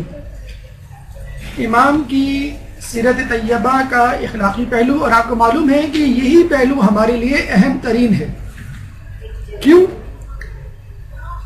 کیونکہ یہ وہ پہلو ہے کہ جس سے ہمیں اپنی عملی زندگی کے لیے بیش بہا موتی منتخب کرنے ہیں، اور یہ دیکھنا ہے کہ ہم اپنی عملی زندگی میں امام کی زندگی سے کیا سبق حاصل کر سکتے ہیں. اور یقین کیجئے امام کی شخصیت اتنی ہشت پہلو ہے کہ بسا اوقات وہ بہت ہی عظیم، بہت ہی بڑی شخصیت نظر آتے ہیں، اور بسا اوقات نعوذ باللہ ظاہری طور پر بہت ہی عام سی شخصیت کہ انسان دھوکہ کھا جائے کہ یہ امام ہے یا ایک عام سے آدمی. ابھی اس کا تذکرہ ابھی آئے گا. اور علامہ شہید مطہری نے اپنی کتاب انسان کامل میں اس بات کا اعتراف کیا ہے، اور بڑا اچھا انکشاف کیا ہے کہ کامل مومن، انسانی کامل وہ ہوتا ہے جو ازداد کا مجموعہ ہوتا ہے، زدوں کا مجموعہ ہوتا ہے، کہ کبھی تلوار لے کے میدان جنگ میں دشمنوں کو تہہ تہ کرتا ہوا نظر آتا ہے، اور کبھی وہی انگلیاں جو ذوالفقار چلاتی ہیں وہی انگلیاں گھر میں دال چنتی ہوئی نظر آتی ہیں.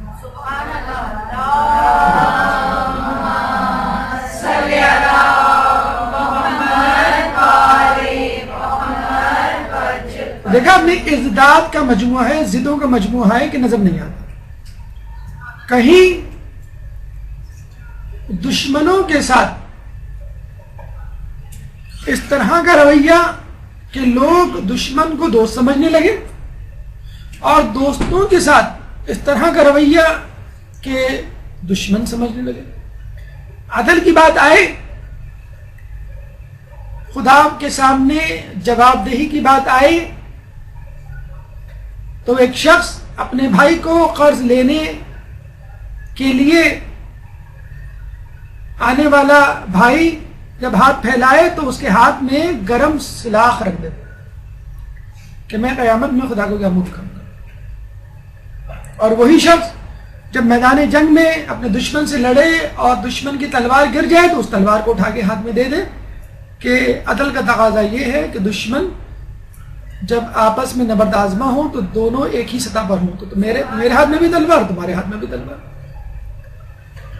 معاف کرنے پر آئے تو اپنے دشمنوں کو اس طرح معاف کر دیں کہ ہم حیران رہ جائیں، اہل بیت کے ماننے والے چاہنے والے، کہ مروان بن حکم کہ جس نے کربلا کی بنیاد رکھی، واقعی حرہ میں جب امام چوتھے امام کے پاس آیا تو امام نے اس کو غلہ اناج اور سایہ فراہم کیا، گھر فراہم کیا. تو یہ اہل بیت کے جو ہے مختلف ہشت پہلو اور مختلف رنگ ہیں ان کی زندگی کے، انسان کی عقل حیران رہ جائے کہ اخلاق کے کتنے عظیم مرتبے پہ فائز تھے. دیکھیے بہت چھوٹی چھوٹی باتیں ہیں، لیکن ان باتوں کو سمجھنا، ان کی گہرائی میں جانا اور نتیجہ اخذ کرنا، یہ ہے کمال. اور ہم یہ سمجھتے ہیں کہ امام کی ہر ادا میں کوئی زبردست تدبیر اور پہلو ہوتا ہے. دیکھیے اگر ہم آپ سے کہیں کہ فلاں آدمی، فلاں انسان، فلاں بزرگ بڑے اچھی ہیں اور آپ ان سے ملنے کے لیے جائیں تو کیا چیز سب سے پہلے آپ کو نظر آئے گی؟ آپ کی نگاہیں کس پہ پڑیں گی؟ لباس. اس کے بعد نشست و برخاست، کس طرح بیٹھا ہے، کس طرح کھڑا ہے، کس انداز سے وہ گفتگو کر رہا ہے، انداز کلام اور اس کی خوش اخلاقی. لباس میں کہا جاتا ہے کہ امام سادہ لباس پہنا کرتے تھے، اور کبھی بہترین لباس پہننا پڑ جائے تو سادہ لباس نہیں اتارتے تھے، اسی سادہ لباس کے اوپر بہترین لباس پہن لیا کرتے تھے. کیوں؟ کہ لوگوں کو دکھانے کے لیے، لوگوں میں کھپ جانے کے لیے، لوگوں سے گھل مل جانے کے لیے، اپنے آپ کو ممیز نہ کرنے کے لیے، لوگوں جیسا نظر آنے کے لیے لوگوں کا جیسا لباس پہن لیا. اسی لیے اسلام فیشن کے خلاف نہیں ہے. آپ جس طرح کا فیشن چاہیں کریں، جس طرح کا لوگ لباس پہنتے ہیں آپ بھی پہنیں، بشرط یہ کہ محرم اور نامحرم کا جو ہے وہ مسئلہ ہے وہ مد نظر رہے. اسی طرح زندگی کے اور شعبہ جات میں جس طرح لوگ رہ رہے ہیں آپ بھی رہ سکتے ہیں، بشرط یہ کہ وہ چیزیں اللہ کی اور آپ کی راہ میں رکاوٹ نہ بنے، اللہ اور آپ کے درمیان رکاوٹ نہ بنے. تو امام اس لیے پہنا کرتے تھے عام سا لباس، خاص لباس اس لیے پہن لیا کہ لوگ پہن رہے اور لوگوں کے درمیان میری توہین اہانت نہ ہو. یہ ضروری ہے، آپ کتنے ہی متقی پرہیزگار کیوں نہ ہو، اس کا جو ہے مطلب یہ نہیں کہ آپ پھٹے پرانے میلے کچیلے اور پیبند لگے ہوئے کپڑے پہن کر لوگوں کے سامنے آ جائیں. معاشرے کے مطابق یا موجودہ اصطلاح میں فیشن کے مطابق کپڑے پہننا اور اپنی شان کو مد نظر رکھتے ہوئے کپڑے پہننا، اسلام اس بات کو پسند کرتا ہے کہ آپ اپنے اسٹیٹس کے اعتبار سے کپڑے پہنیں. کوئی ہو سکتا ہے کہ 5000 کا جوڑا آپ کے لیے نارمل ہو اور ایک آدمی کے لیے ایکسپینسو ہو، تو وہ آپ پہ اعتراض نہیں کر سکتا کہ بھئی آپ نے اسراف کیا ہے اور آپ کو مجھ جیسا 500 روپے والا جوڑا پہننا چاہیے. آپ کی اوقات 5000 والی ہے، اس کی اوقات 500 والی ہے. یہ عین ممکن ہے. معاشرے میں مختلف قسم کے اسٹیٹس کے لوگ نظر آئیں گے. اس کا مطلب یہ نہیں کہ آپ کسی حسد میں مبتلا ہو جائیں. اگر آپ برداشت کر سکتے ہیں، آپ کی جیب اجازت دیتی ہے، ٹھیک ہے آپ ایسے کپڑے پہنے. نہیں اجازت دے سکتی اور ایسا کپڑا پہن کے آ جائیں کہ لوگ سمجھیں کہ شاید آپ نے گھر کی کوئی چیز بیچی ہے اور پھر یہ جوڑا خریدا ہے، تو بڑا جسے کہتے ہیں کہ عجیب سا لگے گا. اندر عام لباس کیوں پہنتے تھے؟ تاکہ اپنے نفس کو ذلیل کر سکیں. اسی طرح کا معاملہ سفیان ثوری اور ہمارے چھٹے امام امام جعفر صادق علیہ السلام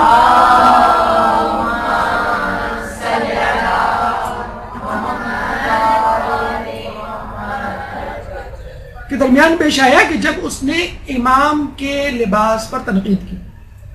امام ایک اچھا خوشنما لباس پہنے ہوئے تھے. ہم نے آپ کو بتایا کہ 5ویں 6 7ویں 8ویں امام کے درمیان جو ہے کے دوران جو اسلامی حکومت تھی اور جو مسلمان تھے وہ بہت خوشحال تھے. مطلب بغداد ایسا تھا جیسے اس وقت کا لندن، اس وقت کا نیو یارک. ایران، عراق اور حجاز ایسے تھے جیسے اس وقت یو کے، یو ایس اے اور کینیڈا. جس طرح آج لوگ تڑپتے ہیں نا امیگریشن کے لیے، امریکہ کینیڈا کی اور یو کے کی، اس طرح اس زمانے میں لوگ تڑپتے تھے ان ممالک میں آنے کے لیے. اور جس طرح آج ہم منہ ٹیڑھا کر کے انگلش بولتے ہیں اور امریکن ایکسنٹ میں بہت تکبر اور فخر محسوس کرتے ہیں، اس زمانے میں عربی بول کے لوگ فخر محسوس کیا کرتے تھے، عربی لباس پہن کے فخر محسوس کیا کرتے تھے. وہ الگ بات ہے کہ ہمیں جو ہے وہ پرانی تاریخ یاد نہیں رہتی، یہ ایسے ہی ہے. اور جب انشاءاللہ امام آئیں گے پھر آپ دیکھیں گے بغداد جب دارالخلافہ بنے گا تو لوگ اسی طرح گرین کارڈ کے لیے تڑپیں گے. تو اچھا ہے بغداد کے بہت سارے ویزے لگا لیں اور کازمین چلے جائیں تاکہ امام کو کہہ سکے دیکھیں ہم یہاں بہت مرتبہ آ چکے ہیں، یہاں کی نیشنلٹی آپ دے دیں. ایک درود پڑھتے محمد علیہ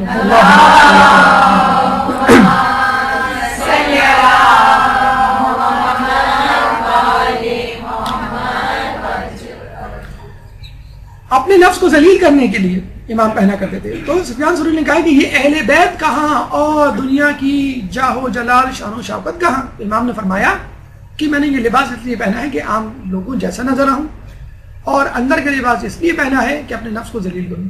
پھر امام نے اس کے لباس کو، جو اس نے ایک عام لباس پہنا ہوا تھا، اس کو پکڑا اور اس کو اس کے اندر کا لباس دکھایا کہ جس میں وہ ایک بہترین لباس پہنا ہوا تھا اندر. تو اس کو بتلایا کہ تو نے لوگوں پر اپنے زہد کا روب ڈالنے کے لیے ایک عام سا لباس پہنا ہوا ہے باہر، اور اپنے نفس کو خوش کرنے کے لیے اندر بہترین لباس پہنا ہوا ہے. تو دیکھیں کتنا بڑا فرق ہے امام کی سیرت میں اور دیگر قسم کے لوگوں میں جو بظاہر اپنے آپ کو زاہد اور تارک دنیا بنانے پر دکھانے پہ تلے ہوئے. تو اب آپ سے اس سے نتیجہ اخذ کیجئے.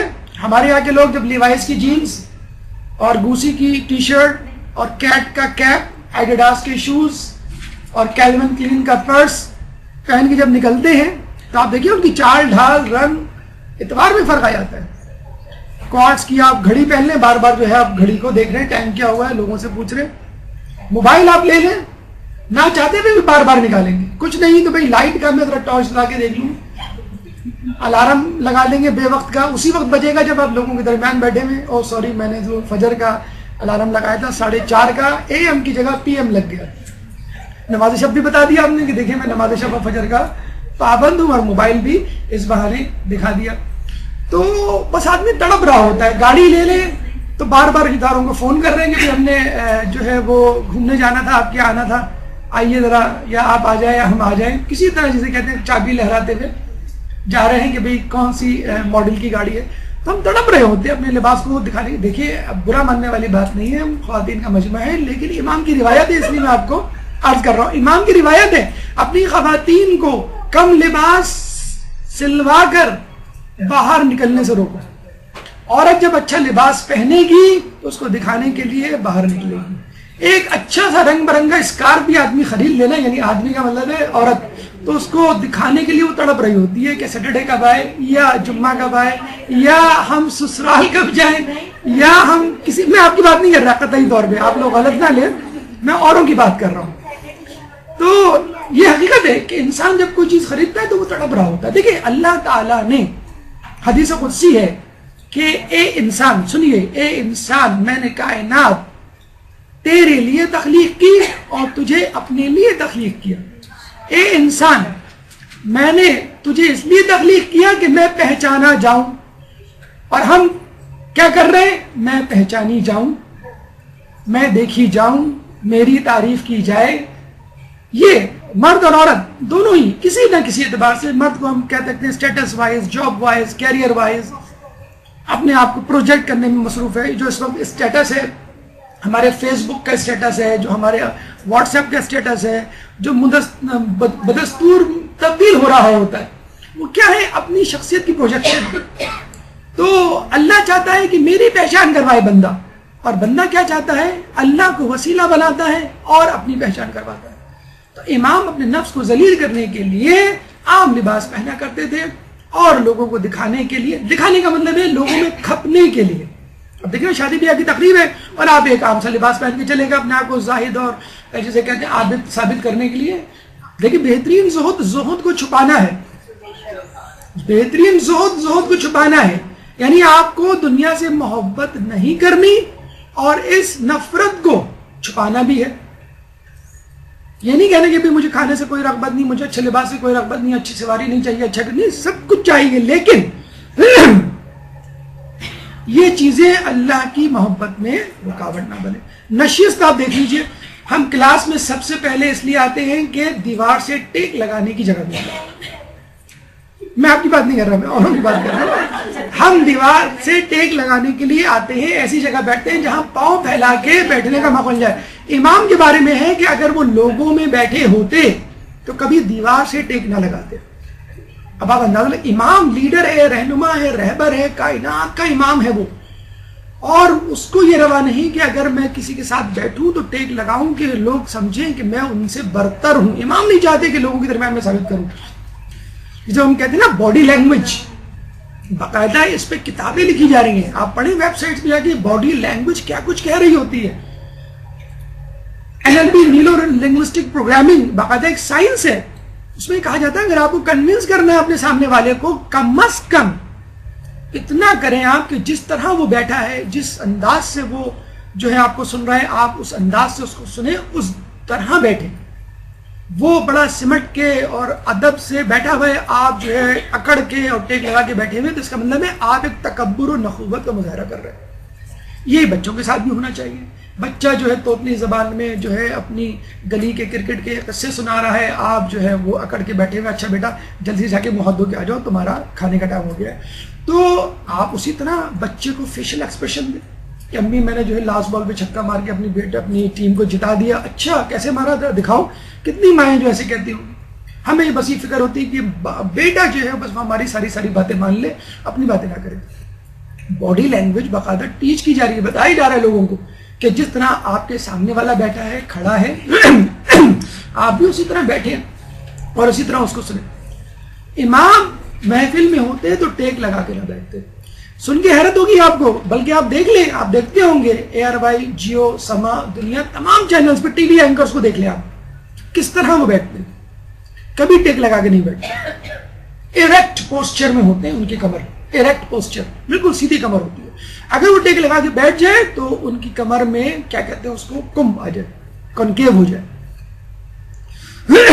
ہمیشہ ان کو ہدایت کی جاتی ہے کہ آپ کو ایریکٹ بیٹھنا ہے، بالکل سیدھا بیٹھنا ہے، آپ کو جو ہے وہ ٹیک نہیں لگانی ہے.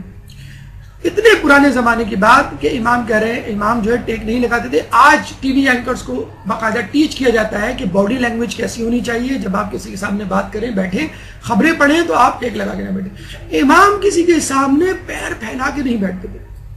آج کل ہمارے بچے دیکھیے، ٹانگ پہ ٹانگ رکھے میز پر چپس کھا رہے ہوتے ہیں، کولڈ ڈرنک پی رہے ہوتے ہیں، امی آ جائیں، ابو آ جائیں، زلزلہ آ جائے، طوفان آ جائے، ملک الموت ہو جائے، کسی سے نہیں ڈریں گے. ہٹے سامنے سے، ہٹ جائے، کارٹون آ رہا ہے میری پسند کا، ہٹ جائے، چھکا لگنے والا ہے، اسی بال پہ آؤٹ ہو گیا، امی آپ کی وجہ سے آؤٹ ہو گیا، آپ سامنے آ گئی. تو یہ ہم جو کر رہے ہیں وہ ہمارے بچے بھی کر رہے ہیں. تو آپ کا جو انداز دیکھیں، ہمارے زمانے میں یہ ہو کرتا تھا، اگر ہمارے ابو کمرے میں آ جاتے تھے تو تمام ایکٹیویٹیز پہ ہڑتال، بالکل ختم، سب کچھ اٹینشن، آپ کھڑے ہو جائیں بالکل. اور پھر وہ آ کے آرڈر دیں گے، کیا کر رہے تھے، یہ کر رہے تھے، اچھا ٹھیک ہے کنٹینیو کرو. کیا کر رہے تھے، یہ کر رہے تھے، کیوں کر رہے تھے، جاؤ جا کے پڑھو. ساری ایکٹیویٹی ختم، اب آپ فیصلہ کریں، اب آپ آ گئے. آپ نے بیگمات کو دیکھا ہوگا نا کہ جو کچھ بھی کر رہی ہوتی ہیں، 5:30 بجے شوہر نے قدم رکھا، سارے شٹر گری آتے ہیں، جیسے کہتے ہیں کہ کوئی ہڑتال والا سین ہو. جی فرمائیے کیا چاہیے آپ کو. سب سے پہلے نہیں کچھ نہیں چاہیے، آپ جو ہے مجھے چائے دے دیں، اس کے بعد پھر بعد میں بات ہوگی.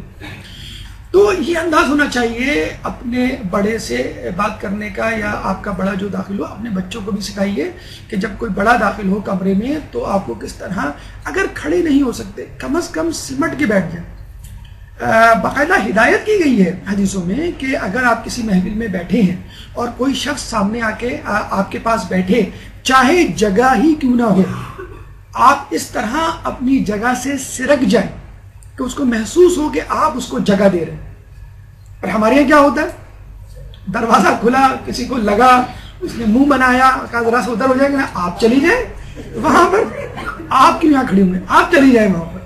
تو یہ دیکھیں، یہ اخلاق ہے، یہ آپ کی سٹنگ دیکھیں۔ باقاعدہ ایک، مجھے ابھی اس وقت یاد نہیں آ رہا، باقاعدہ ایک میڈیکل وہ ہے، برانچ ہے آلٹرنیٹیو میڈیسن کی، جس میں جیسچرز، پوسچرز کے ذریعے بتایا جاتا ہے بیٹھنے کا انداز، کھڑے ہونے کا انداز، سونے کا انداز، اور اس سے باقاعدہ علاج کیا جاتا ہے آپ کی بیماری کا۔ تو یہ جو پوسچر، یہ جیسچر، یہ جو فیشل ایکسپریشن، ابھی انشاءاللہ کبھی آپ کی ذاکری کی کلاس ہو تو ہم آپ کو بتائیں گے، یہ تو باڈی لینگویج ہوتی ہے، ایک فیشل ایکسپریشن ہوتا ہے، ایک آئی موومنٹ ہوتی ہے، پھر اس کے بعد آپ کی جو ہے وہ ہاتھوں اور پیروں کی موومنٹ ہوتی ہے۔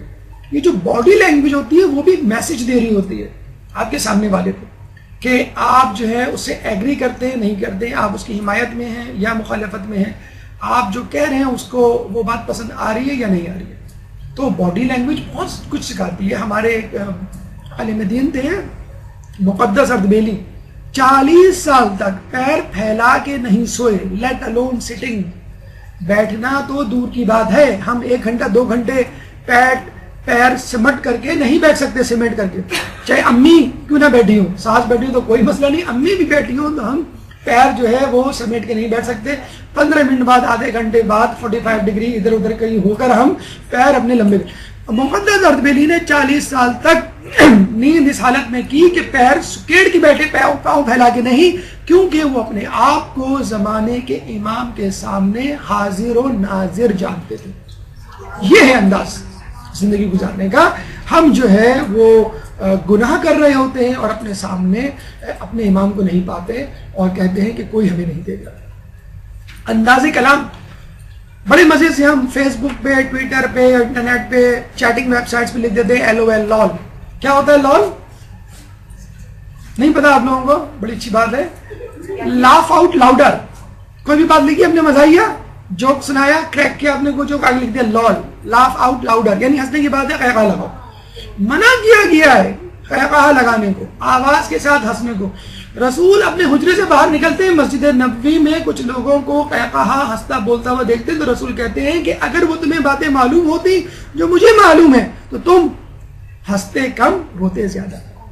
اسلام نے حوصلہ شکنی کی ہے ہنسنے والوں کو، ہاں تبسم کے لیے حوصلہ افزائی کی ہے، بلکہ یہ کہا گیا ہے کسی مومن کو دیکھ کر کسی مومن کا مسکرانا ایک صدقہ ہے۔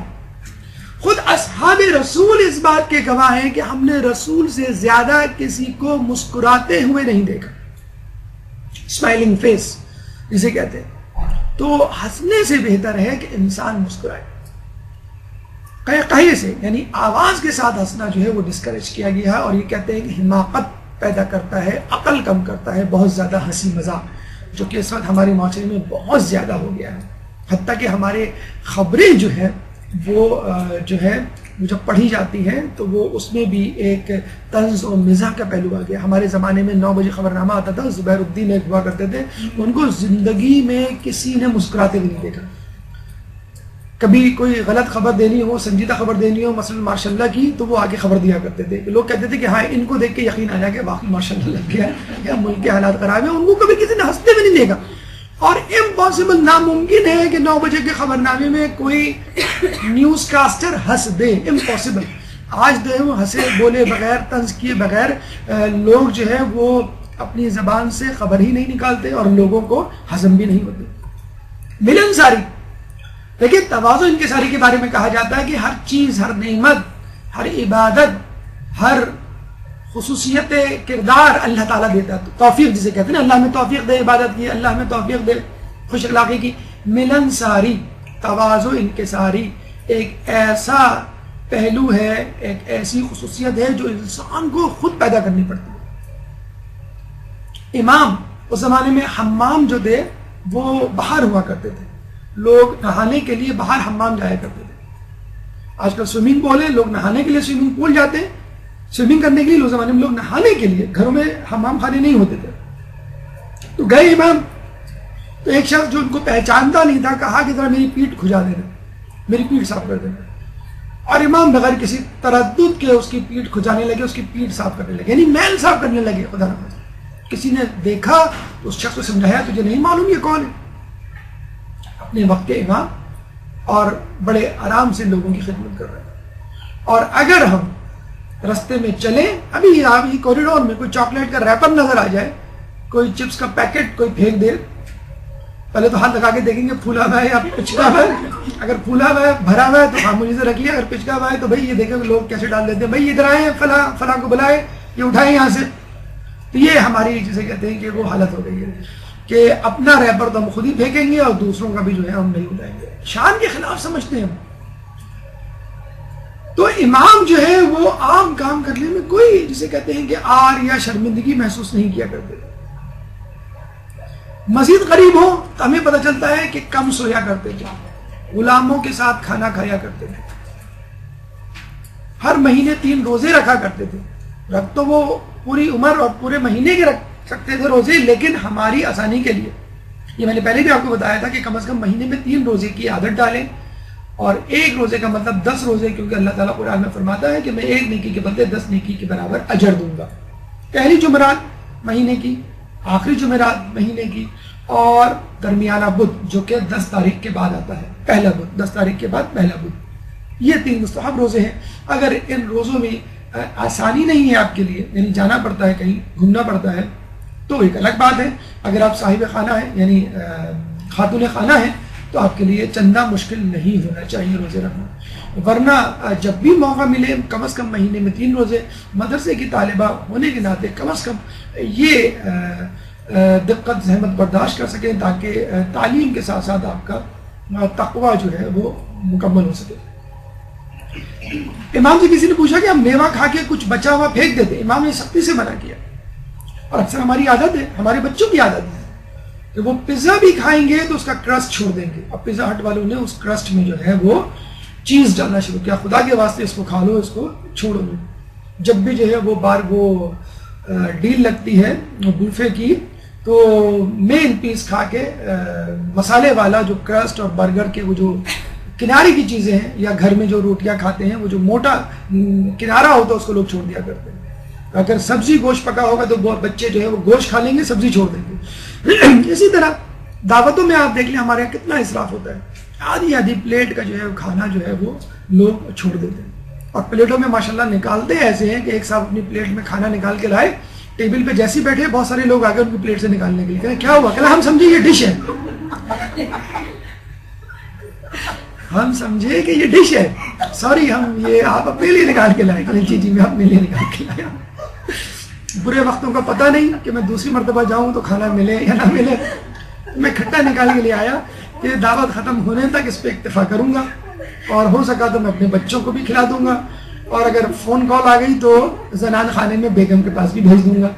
मैं नहीं चाहता कि वक्त से पहले जो है ये खाना बने। तो ये हमारे हालात हैं, और जिस तरह जो है उसको वेस्ट किया जाता है। अभी एक क्लिप देख रहा था मैं बाहर की, तो उसमें बताया जा रहा था कि तकरीबन फ़कत आयरलैंड में $200 मिलियन का खाना जो है वो ज़ाया होता है।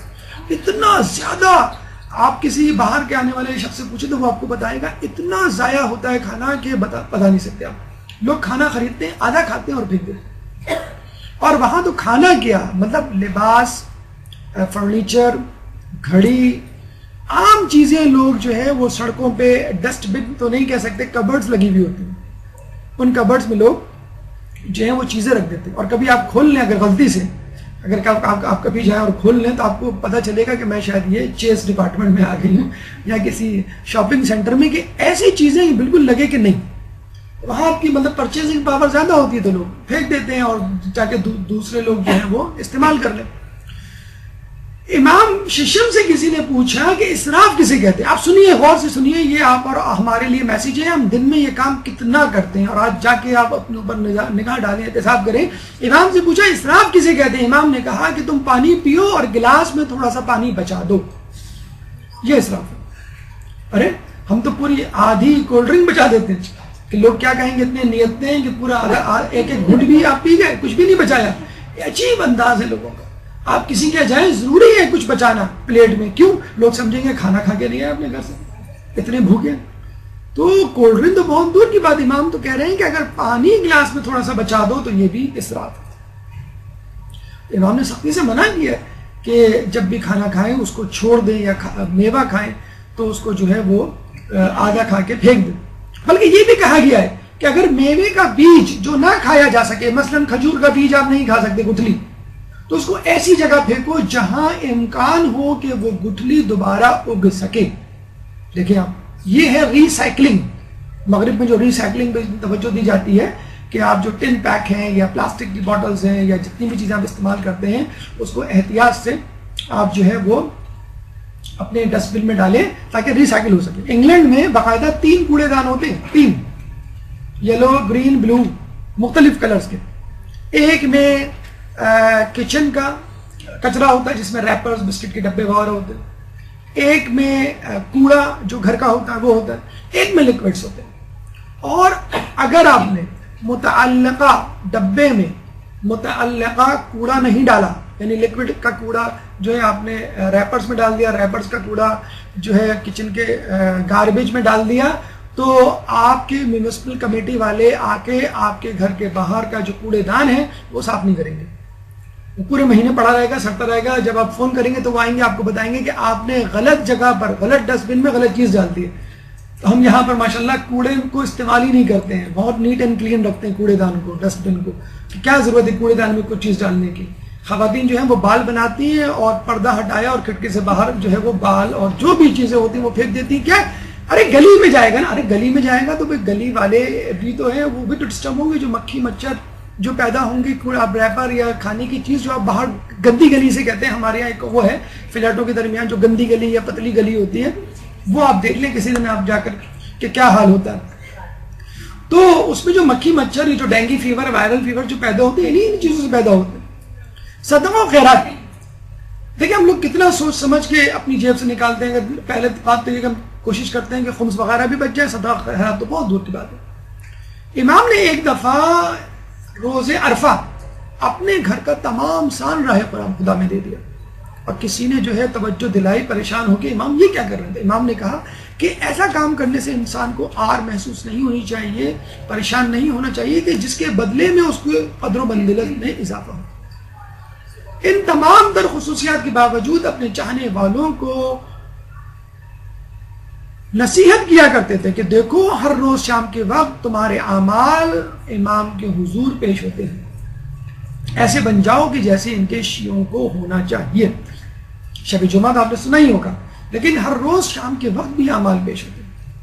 اگر انسان جو ہے یہ وتیرہ اپنا لے کہ روزانہ اپنے آپ کو شام تک بخشوا لے, یا گناہ کرے تو اس کی مغفرت کروا لے, تو شام تک کم از کم جو ہے انسان اللہ کے حضور, اپنے امام کے حضور سرخر ہو سکتا ہے. تو ہفتے وار نہیں, سالانہ نہیں, بلکہ یومیہ طور پہ اپنے احتساب کا اہتمام کیجیے, اور یہ ذہن میں رکھیے مغربین سے پہلے یعنی شام کے وقت آپ کے اعمال جو ہے وہ امام کے سامنے پیش ہوں گے. اعترافات, امام کی شخصیت کا اعتراف نہ صرف شیعہ ان کے ماننے والوں بلکہ اغیار نے بھی کیا ہے. ابن حجر اسقلانی مشہور اہل سنت کے عالم دین, آپ کہتے ہیں کہ آپ تمام لوگوں میں جلیل القدر اور عظیم المرتبت تھے, یعنی آپ کی شخصیت تمام لوگوں میں برتر و افضل اور عظیم تھی. یہ اعتراف جو ایک غیر شیعہ فرد نے بھی آپ کے سامنے کیا, بلکہ حجر اسقلانی کی ایک کتاب ہے سوائق المحرقہ, جس میں اصحاب رسول پر ایک باب باندھا ہے. اور جب علی کے فضائل کی باری آئی تو یہ لکھا ہے کہ جتنی فضیلتوں کی روایات امام علی, حضرت علی سے منقول ہیں, منسوب ہیں, کے بارے میں منسوب ہیں, کے بارے میں منقول ہیں, اتنی روایات کسی بھی صحابی رسول سے منسوب نہیں. بہت بڑے عالم دین, ان کا یہ جسے کہتے ہیں اعتراف, اور خود امام رضا کے بارے میں اعتراف کہ آپ تمام لوگوں میں جلیل القدر اور عظیم المرتبت تھے. عبد الرحمن جامی مشہور صوفی بزرگ کہتے ہیں کہ آپ کی باتیں یعنی امام علیہ السلام کی باتیں حکیمانہ، عمل درست، کردار محفوظ، عن الخطا تھا. جب ہم اپنے ائمہ کو معصوم کہتے ہیں تو دلیل کے ساتھ کہتے ہیں، تواریخ کے ثبوت کے ساتھ کہتے ہیں، حیات طیبہ کی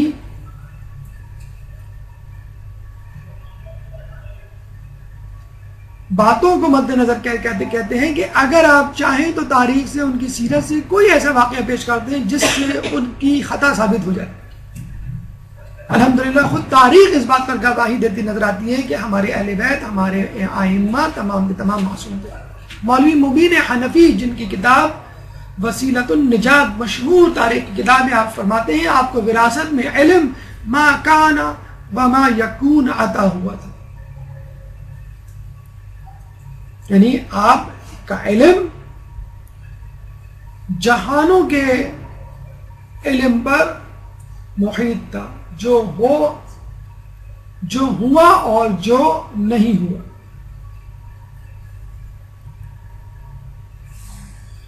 کرامات کے حوالے سے گفتگو انشاءاللہ موقع ملا تو ہم آئندہ کبھی کریں گے، کیونکہ آپ کا وقت مکمل ہو گیا ہے. جس حساب سے ہم مواد لائے تھے لگ یہی رہا ہے کہ شاید یہ 4 نشستوں پہ یہ گفتگو مکمل ہو. تو چلیں اس کو ہم یہاں رکھتے ہیں. اگر ممکن ہوا تو اگلے ہفتے، کیونکہ 23 ذی الحج بھی ان کی ذی القعدہ بھی ان کی شہادت ہے، اگر نہ ہوا تو کسی اور وقت انشاءاللہ آپ کی حیات طیبہ کے حوالے سے اس گفتگو کو مکمل کر دیں گے. اس گفتگو اب تک کی گفتگو سے متعلق اگر آپ کے ذہن میں کوئی سوال ہے تو آپ کر سکتے ہیں. اس سے پہلے ایک درود پڑھ دیجئے محمد والے پر.